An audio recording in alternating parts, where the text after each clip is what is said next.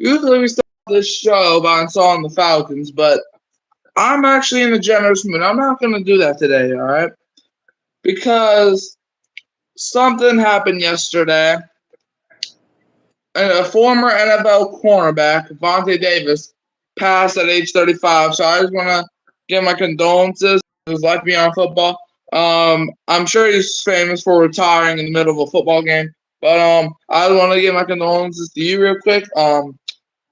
Yeah, I mean, life happens and life goes too. So, but I want to go over this dumb narrative as well about that LSU didn't stand for national anthem. Plenty of teams in the past didn't stand for national anthems. Like it's just an LSU thing. UConn and their opponent, they didn't stand for the national anthem. Like, and then it's not in the Bible where you're forced to do the national anthem. Oh, you didn't do the national anthem. Now I have to die. Dad, how do you feel about this? Look, and I love the national anthem. I stand for it most times as well. How do you feel about this dumb conspiracy? I don't know. They're really after LSU these days. I don't know what it is. They don't like Kim Mulkey and her team and what she says. I don't know. So it seems like they're out to get her or LSU for that matter. But I mean, I believe you need to stand for the national anthem, show some respect, yada yada. Yeah, that's true. But like you said, other teams didn't come out or didn't stand. Or I don't know what the situation is, but yeah, they definitely got something against LSU right now. Yeah, and I'm gonna say a quote that Pelicans commentator Antonio Daniels said. He said, "Be consistent with it." I know I wasn't talking about the national anthem, but he said that about referees. But I'm gonna use it towards the national anthem. If you're gonna come after LSU, look, if you would have went after UConn and whoever they played, and I don't even think LSU or Iowa stood for it last year. So if you're gonna come after everybody else, then come after LSU, okay, we can get behind that. But for you, Justin, you know, have you ever been in class, right? And everybody in class is being bad, but they're like, you, the tension. Have you ever been in that situation? Like, Never. like, but everybody else being bad too, and they're like, no, you, go. I But was always the good kid. yeah, I mean, I was too. You believe that? Yeah, I'm too. But some people, like, and I'm not saying me or you, but some people be getting signaled out when everybody else be being by being bad. But now I want to go over some Saints topics. And this is gonna be a quick show tonight, but I want to say this. So, do you think the New Orleans Saints are in a difficult situation For what? for like the future, basically? Until they get a head coach that's a man, yeah, a GM that got some cojones, yeah. I think we're in a bad situation, and it doesn't look like it's getting better anytime soon because the people at the top are a bunch of clowns, and they hire clowns, and they're good with clowns running the organization. Yeah. So now let's go in depth with this. So this past season, right? The Saints showed flashes. For example, that Week 17 game against Tampa, where they won 23-13. But then you have games like the Tampa Bay game against Week 4, or in Week 4 when you lose 26-9. And Dan Allen's your head coach, so gotta do what you gotta do. But New Orleans versus non-playoff teams last year were 8-3. But versus playoff teams last year, 1-5. And the only win was a division rival. So the Saints didn't win a single game against a team in the playoffs that was not in the NFC South.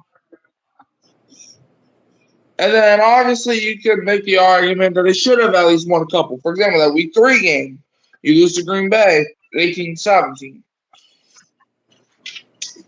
And then, but however, I will give them credit. They had the games like against Indy, where one of the best performances, not just in Saints terms, but in NFL team's offensive terms. Where the offense actually had to carry the defense by winning that game 38-27. But then you have better games, and but like when you beat New York with Tommy DeVito 24-6, and then the Saints' final 2 wins in 2023 was Week 17 against Tampa Bay, where we obviously covered, where we won 23-13. And then you have a Week 18 win when we beat Atlanta 48-17. But then you have games where you let Joshua Dobbs carve you up against Minnesota to lose 27-19. And Josh Dobbs in Week 10 versus the Saints, before he was benched, he was 23 for 34, 67.6%, 268 passing yards, 1 passing touchdowns, donut interceptions, 101.1 passer rating, and 44 rushing yards, plus a rushing touchdown. And then you obviously have terrible games like that game against Atlanta where you couldn't capitalize in the red zone, so you had to settle for 5 field goals to lose 24-15. And the Saints, they had a bad stretch during the 2023 season, which basically injured the season. Where in Week 10, you lose to Minnesota 27-19, then you have your bye week, and after that, you lose to Atlanta 24-15, and then you lose to Detroit 33-28. And I know the score seems close, but we were down 21-0 in the first 7 minutes of the game. I don't know if I've ever seen that happen before. And in 2023, the Saints were ninth in points per game on offense and 8th in points allowed per game on defense and 3rd in turnover margin. So, I mean, the potential's there. And and unfortunately, Ian Rappaport tweeted out, I think sometime last week, the Saints are preparing for the real possibility that offensive tackle Ryan Ramczyk is medically not able to play this season.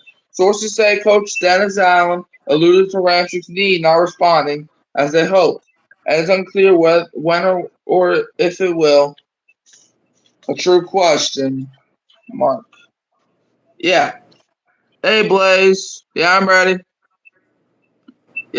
Blaze. But yeah, like I'm saying, like Ryan Ramczyk might not play the season. And let's name some of the road opponents for the Saints. At Kansas City, at Green Bay, at Dallas, at LA Chargers. We lose the case to Kansas City. I don't think anybody has any question about that. Green Bay game, I mean, I don't think the Saints are going to win. I think the Saints could win that game, but we'll have to see.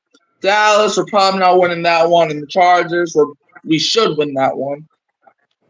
But Derek Carr is your quarterback. In his first 12 games in 2023, he was 261 for 394 for 66.2% and 2,761 yards with 11 touchdowns and 6 interceptions and an 89.4 rating.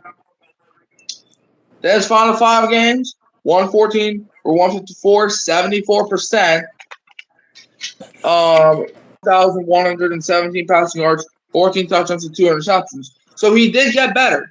All right, he did get better.